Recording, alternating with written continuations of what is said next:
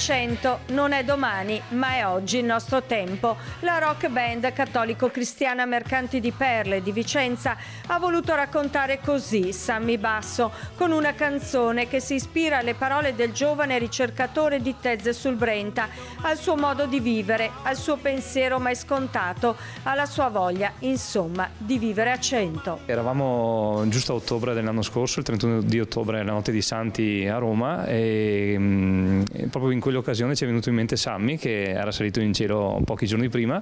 e abbiamo pensato perché non fare una canzone anche su di lui, e quindi da lì c'è nata l'idea di contattare i genitori Laura e Amerigo e fargli questa proposta, che hanno accettato subito con molto entusiasmo.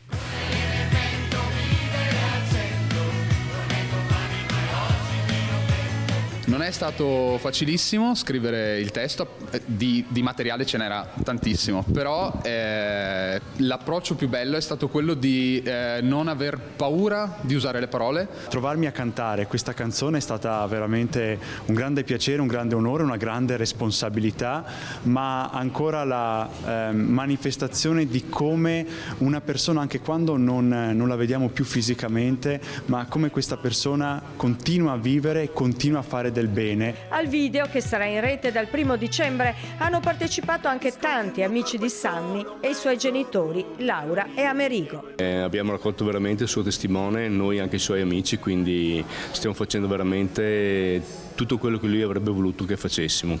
Portare avanti la conoscenza di questa rarissima malattia e continuare a far parlare di quello che era Sammy, dell'amore che portava a tutti, della gioia che portava a tutti, del dire ok, abbiamo questa di vita e la dobbiamo vivere a 100, a 1000, non dobbiamo sprecare mai niente. Un muro non sempre un ostacolo, ma può diventare un'opportunità per salirci sopra e vedere oltre.